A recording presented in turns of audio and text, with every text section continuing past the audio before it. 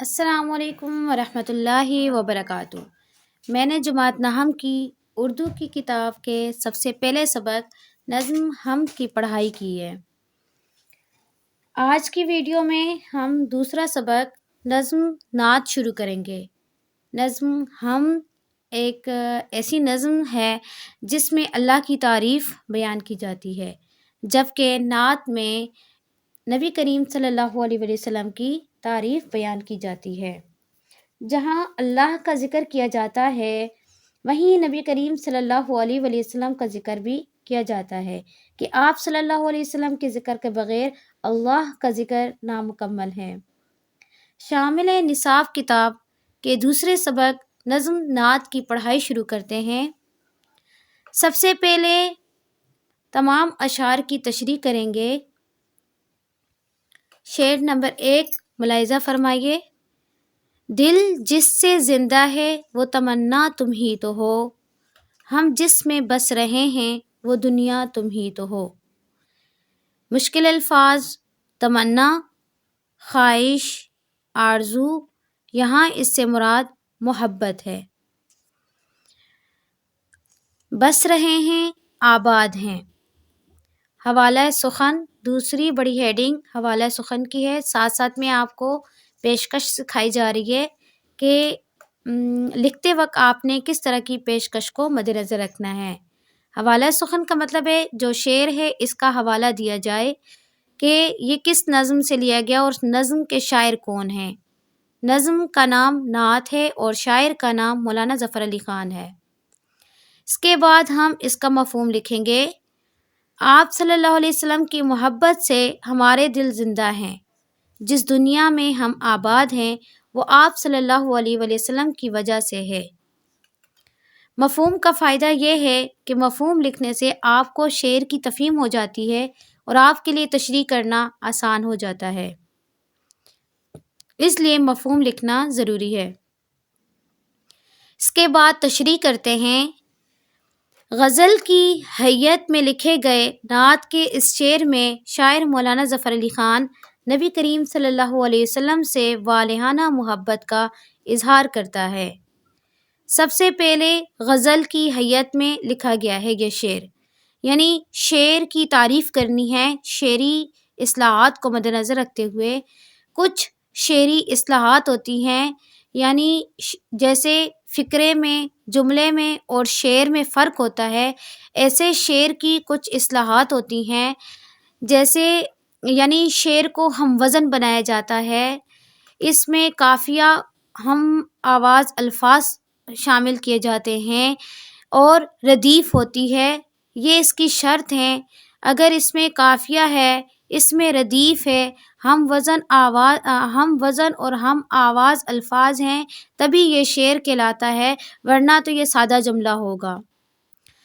تو سب سے پہلا کسی بھی نظم اور غزل کا سب سے پہلا شعر مطلع کہلاتا ہے، لیکن اس کے لیے شرط یہ ہے کہ اس میں قافیہ بھی ہو اور ردیف بھی ہو۔ تو نظم نعت کا سب سے پہلا شعر یہ مطلع ہے، اس کی یہ شرط پوری ہے کہ اس میں تمنا اور دنیا دونوں الفاظ قافیہ ہیں، تم ہی تو ہو ردیف ہے۔ تو اس طرح یہ پہلا شعر بھی ہے، یہ اس میں قافیہ بھی ہے، ردیف بھی ہے، تو یہ مطلع ہے، اس لحاظ سے یہ غزل کی حیت میں لکھا گیا ہے۔ تو انٹروڈکٹیو جملہ ہم نے اس طرح سے ترتیب دیا ہے کہ اس میں پہلے شعری اصطلاحات کو بیان کرتے ہوئے شاعر کے مقصد کو بیان کیا کہ وہ نظم نعت کے سب سے پہلے شعر میں کس چیز کو بیان کر رہا ہے، وہ نبی کریم صلی اللہ علیہ وسلم سے اپنی والہانہ محبت کا اظہار کرتا ہے۔ آپ صلی اللہ علیہ وسلم سے محبت ہمارے ایمان کا حصہ ہے، ہمارے دلوں کا سکون اور اطمینان ہے۔ اس کے برعکس محبت رسول صلی اللہ علیہ وسلم سے خالی دل ایمان سے بھی خالی ہے، کیونکہ آپ صلی اللہ علیہ وسلم کی محبت شرط ایمان ہے۔ یعنی جس قدر دل میں آپ صلی اللہ علیہ وسلم کی محبت گہری اور زیادہ ہوگی، اسی قدر ہمارا ایمان کامل اور مضبوط ہوگا۔ اس سے متعلق ایک حدیث آتی ہے، حدیث شریف کا مفہوم ہے، تم میں سے کوئی شخص مومن نہیں ہو سکتا جب تک کہ میں اسے اس کے والدین، اولاد اور تمام لوگوں سے بڑھ کر محبوب نہ ہو جاؤں۔ یہ پہلے مصرعے کی تشریح ہے، جس میں شاعر کہتا ہے کہ ہمارے دل نبی کریم صلی اللہ علیہ وآلہ وسلم کی محبت سے زندہ ہیں۔ آگے دوسرے مصرعے میں شاعر کیا کہتا ہے، یہاں سے دوسرے مصرعے کی تشریح شروع ہو جاتی ہے۔ شاعر کا موقف ہے کہ ہماری دنیا آپ صلی اللہ علیہ وآلہ وسلم کی محبت سے ہی آباد ہے۔ آج کل کے پرفتن دور میں جو چیز مصائب و آلام سے بچاتی ہے وہ فقط آپ صلی اللہ علیہ وآلہ وسلم کی ہی محبت ہے۔ آپ صلی اللہ علیہ وآلہ وسلم کی سیرت طیبہ، آپ صلی اللہ علیہ وآلہ وسلم کا طریقہ کار ہمیں اس میں تمام مشکلات کا حل موجود ہے۔ آپ صلی اللہ علیہ وآلہ وسلم ہماری زندگی کا ہر مشکل کا حل سیرت طیبہ میں مضمر ہے۔ آپ صلی اللہ علیہ وآلہ وسلم کی محبت راہ راست پر چلاتی ہے اور گمراہی سے بچاتی ہے، اور سب سے بڑھ کر یہ کہ آپ صلی اللہ علیہ وآلہ وسلم کی محبت اللہ کی محبت حاصل کرنے کا ذریعہ ہے اور بخشش کا بھی ذریعہ ہے۔ ارشاد باری تعالیٰ ہے، یہاں سے قرآن کی آیت کا حوالہ دیا جاتا ہے۔ قرآن پاک میں اللہ تعالیٰ کا ارشاد ہے، قُلْ إِن كُنتُمْ تُحِبُّونَ اللَّهَ فَاتَّبِعُونِي يُحْبِبْكُمُ اللَّهُ وَيَغْفِرْ لَكُمْ۔ کہہ دو کہ اگر تم اللہ سے محبت کرتے ہو تو میرا اتباع کرو، اللہ بھی تم سے محبت کرے گا اور تمہارے گناہوں کو بخش دے گا۔ گویا آپ صلی اللہ علیہ وآلہ وسلم کی محبت زندگی میں انقلاب برپا کرتی ہے، جس کی واضح مثال اہل عرب ہیں کہ آپ صلی اللہ علیہ وآلہ وسلم سے قبل زمانہ جاہلیت میں تمام اہل عرب گمراہی کی زندگی بسر کرتے تھے، لیکن آپ صلی اللہ علیہ وآلہ وسلم کی تشریف آوری سے جب آپ صلی اللہ علیہ وسلم نے ان کو گمراہی سے نکال کر نور ایمان سے منور کیا تو ان کی زندگیوں میں انقلاب برپا ہو گیا۔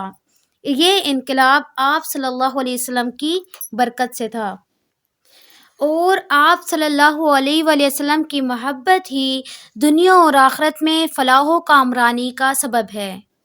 اس سے متعلق ایک شعر ہے کہ محمد سے وفا تو نے تو ہم تیرے ہیں، یہ جہاں چیز ہے کیا لوح و قلم تیرے ہیں۔ تو یہ تھی نظم نعت کے شعر نمبر 1 کی تشریح، جو میں نے متعلقہ حوالہ جات کے ساتھ کی ہے۔ اس تشریح میں متعلقہ حدیث کا بھی حوالہ دیا گیا، آیت کا بھی حوالہ دیا گیا، اور ایک شعر بھی اس سے متعلق میں نے آخر میں لکھ دیا ہے۔ تو دیے گئے حوالہ جات کے ساتھ آپ یہ تشریح یاد کریں، اس کو سمجھیں، اور جس طرح لکھنے کا طریقہ سکھایا گیا ہے اسی کے مطابق اگر آپ لکھیں گے تو انشاءاللہ تعالیٰ آپ امتحان میں نمایاں نمبروں سے کامیابی حاصل کریں گے۔